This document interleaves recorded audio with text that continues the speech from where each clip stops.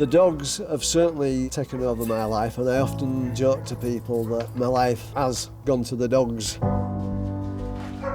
I'm very hands-on at Whitehall Dog Rescue. I think you can safely say that 7 days a week, 365 days a year is very hands-on. If I go out to a party or out like that, I feel like a fish out of water nowadays. My place is in that field with them dogs.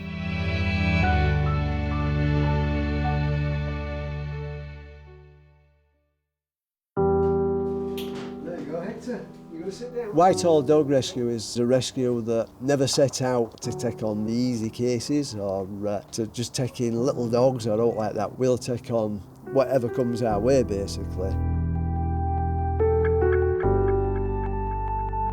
Hector's a dog that had come in from the dog compound that was on death row. He's still got many scars on his head, under his chin. He came in a terrible state. We believe, at some point been used as a bait dog in the dog fighting rings, which basically means he's been used to wind the other dogs up. He will have been muzzled and then been allowed to be attacked without being able to defend himself. People look at him and think he's a real toughie, and he's not. He's just one big lovable softie.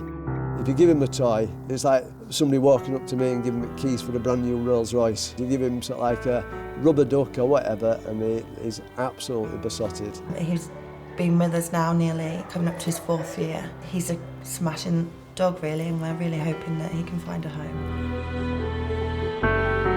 Despite what he's been through, he absolutely loves people, and it's people that have put him in that situation. And as a human being, if I had a human being that had abused me in that way, I'd never want out to do with anybody else again.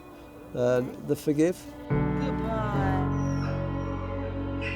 Barney had been handed into the dog compound by his family, believe it or not. The dog compound said that it would be destroyed after 7 days, and they still left him behind. We lifted him on his last day. I actually personally went to pick him up from the dog compound. He was so relieved to come out of the kennel. He jumped straight in the back of the car, put his head straight underneath the dog guard and on my knee, and ate chicken all the way back up on the journey to the kennels. When he came into the rescue, he saw our field. That was it. It was like his face lit up, and it just goes everywhere, full steam ahead. If dogs could drive, he'd be banned from driving after 2 days because he's just foot down everywhere he goes. Tojo came into us when his owner had sadly been taken into care. A lot of people don't give much consideration as to what's going to happen to their dog if they should fall ill or worse. Right from day one, he was smiling. He's even known as the Joker from Batman because he's just got that fixed grin on his face all the time. Tojo is obsessed with his toy. It's his best friend. He thinks it is absolutely marvellous. He goes to bed with it, he cuddles it, he puts his paw over it. It's just the best thing we could have ever got Tojo. Wherever he ends up, he has to take his dumbbell with him. Whisper were brought into us by the drug squad, and they'd broke into a flat where the neighbours said had been empty for 4 days. When we got her, she was in horrible state. They'd been using her basically as an ashtray. She'd all cigarette burns on her. Despite what humans have done to her, she still wanted affection, she still wanted to cuddle us and to be around us, and she still trusted us, which is probably the most heartbreaking thing about being in rescue. Whisper's going through our rehabilitation process at the moment, and it's really getting them up close and personal with other dogs and being able to accept that other dogs aren't going to hurt them. Because she's been the aggressor to the other dog, we sort of like tip her upside down, put her into a submissive position and let the other dog come near her and realise that she's not going to get hurt. And over a period of time, that gets where she'll accept them and she can go out with other dogs. It might look like it's been quite firm, but she's not been hurt at all, and at the end of it she will be a much happier, more balanced dog. She's a really happy dog now, and massive difference to how she was when she first came in. What's this? What's this? What's this? Come on in. There we go. Lots of dogs need lots and lots of walking. On average, we probably walk about 20 miles a day. Brian doesn't always walk 20 miles a day because he has the quad bike to help him.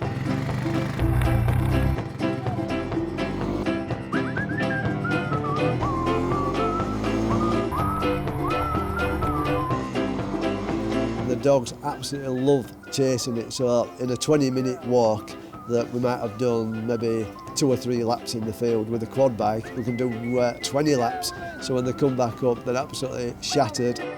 They do recharge the batteries very, very fast. I wish I could recharge my batteries as fast as the dogs do. And 3 or 4 hours later, they're ready for chasing the quad bike again.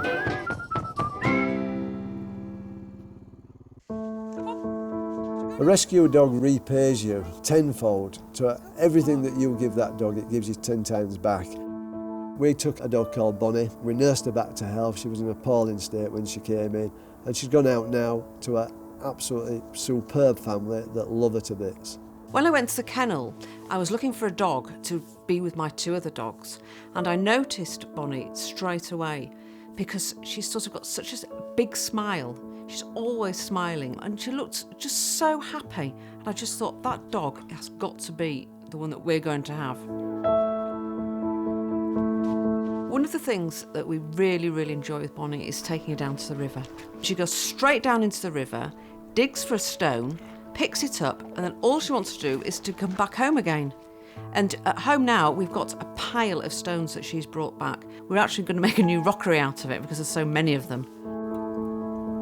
She's become a total diva and she lives the life of Riley, and that for us to see is absolutely magical because she now gets to live her twilight years and her retirement years in home comforts, being spoiled, which is what we want for all of our dogs.